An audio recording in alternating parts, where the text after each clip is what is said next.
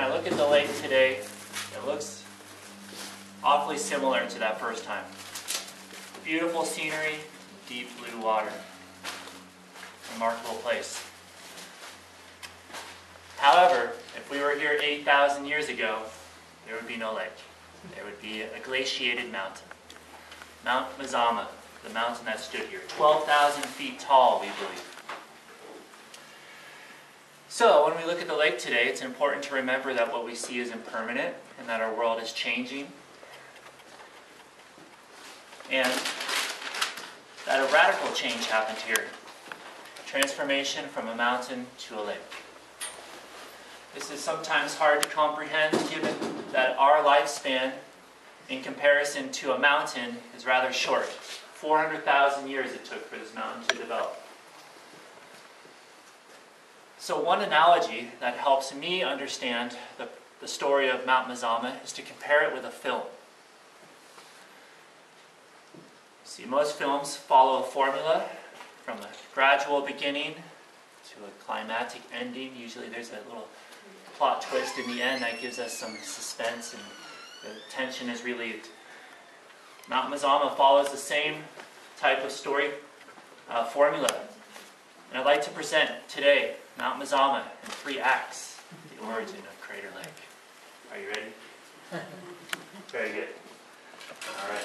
If you have any questions, please ask. Otherwise, I'll start. Okay? All right. Well, welcome.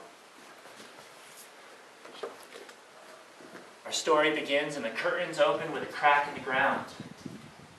Earth movements in the form of plate tectonics herald the beginning of a brand new mountain. This mountain will rise to be Mount Mazama. 400,000 years ago are the beginnings of a mountain.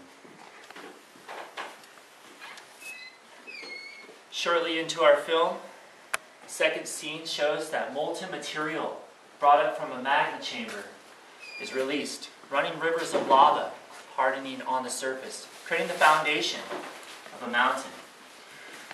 At this time, features like the Phantom Ship are developing.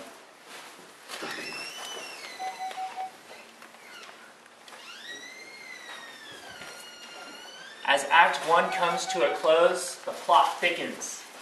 A magma chamber, a reservoir about 5 miles underneath the earth, is developing. As we will see, this magma chamber of molten rock provides the catalyst to bring a mountain up, but also to bring a mountain down.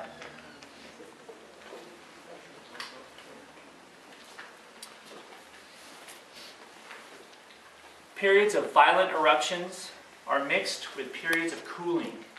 During that time, other mountains are developing as well. A cascade range, including Lassen volcanic Mount Shasta, Mount Mazama, and other features to the north, is developing. This is all known as the Cascade Range.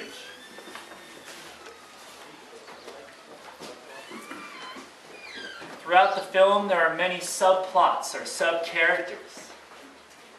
I'd like to introduce you to basaltic andesite, brought in from the oceanic plate. It's a high mineral content of iron and magnesium. This was brought in from the subduction zone on the west side.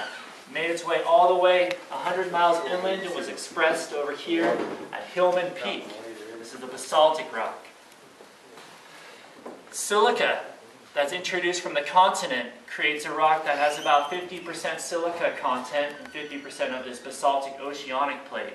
So today when we look at our caldera here, we look at andesite.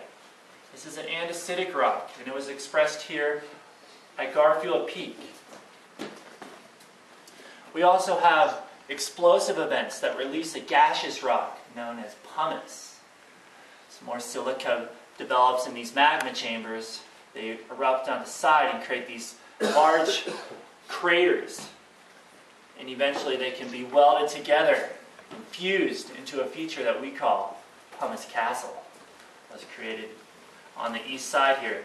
But the point is that we have different volcanic events, and that Mount Mazama had different peaks. So we call this a composite volcano with different types of expressive events from that magma chamber.